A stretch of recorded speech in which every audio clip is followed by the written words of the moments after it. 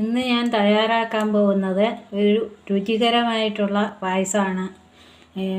ഇത് ചെറുപയർ പരിപ്പ് ഉണങ്ങലരി പായസം. അതിനാവശ്യമായിട്ടുള്ളത് ഉണങ്ങലരി, പരിപ്പ്, ചെറുപയർ പരിപ്പ്, പിന്നെ ഒന്നാം പാല്. അത് ഇത്തിരി കട്ടിയുള്ള പാലാണ്, അധികം വെള്ളം ഒഴിക്കരുത്. രണ്ടാം പാലിന് ലേശം കൂടി വെള്ളം ഒഴിക്കാം.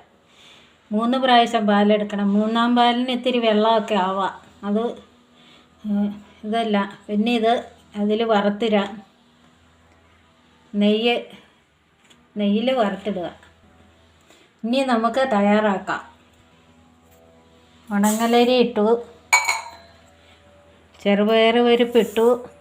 എന്നിട്ട് വെള്ളം ഒഴിച്ച് നന്നായിട്ട് കഴുകുക. ചെറുപയറും ഉണങ്ങലരിയും നന്നായിട്ട് കഴുകിയെടുത്തു. ഇനി അതിലേക്ക് വെള്ളം ഒഴിക്കാം. കുറച്ചും കൂടി വെള്ളം ഒഴിക്കാം. ഞാൻ ഏകദേശം ചെറിയ ഗ്ലാസ്സിന് 2 ഗ്ലാസ്സാണ് എടുത്തത്. അധികം ആൾക്കാരുണ്ടെങ്കിൽ അതനുസരിച്ച് എടുക്കുക. ഇത് നമുക്ക് കുക്കറിൽ ചെറുപയർ പരിപ്പും ഉണങ്ങലരിയും കുക്കറിലിട്ട് നന്നായിട്ട് വേവിച്ചിട്ട് അത് വേവുമ്പോഴത്തേക്കും നമുക്കിത് വറുത്തെടുക്കാം. നാളികേര കൊത്ത് നെയ്യൊഴിച്ച് വറുത്തെടുക്കാം. എന്നിട്ട് നെയ്യൊഴിക്കുക. നെയ്യ് നല്ലപോലെ ആയാലും കുഴപ്പമില്ല. ഇങ്ങനെ വറുത്തെടുക്കുക. ചീനച്ചട്ടിയില്ല ഏതിലേലും ചുമന്ന് വരുന്ന വരെ വറുത്തെടുക്കുക. ഇതിപ്പോൾ നന്നായിട്ട് വെന്തിട്ടുണ്ട്. ഇതിലേക്ക് ശർക്കര ഇടുക.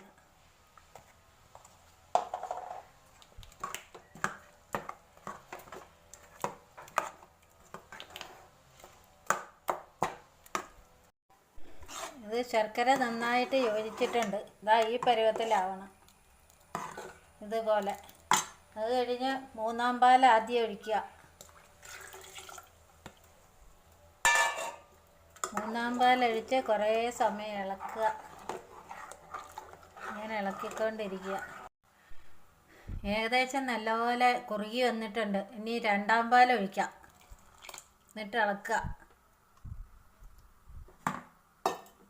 ഇളക്കിക്കൊണ്ടിരിക്കുക.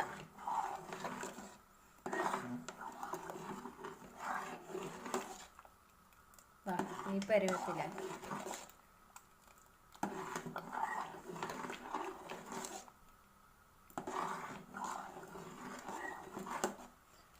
തിളയ്ക്കുന്ന വരെ ഇളക്കുക. ഇത് നന്നായിട്ട് തിളച്ച് കുറുകി വരുന്നുണ്ട് 2-ാം പാൽ ഒഴിച്ചിട്ട്. ഇനി നമുക്ക് ആദ്യത്തെ 1-ാം പാലൊഴിച്ച് ഇതാ ഇങ്ങനെ അടച്ച് വെച്ചിട്ട് സ്റ്റൗ ഓഫാക്കുക. എന്നിട്ട് ഇതിടുക. വറുത്ത് വെച്ചിരിക്കുന്ന നാളികേരം ഇടുക.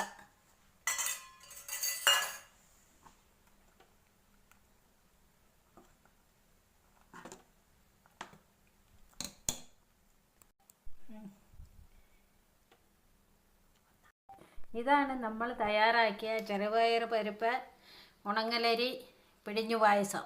നിങ്ങളെല്ലാവരും ഇത് ചെയ്ത് നോക്കണം. എന്നിട്ട് അഭിപ്രായം പറയണം.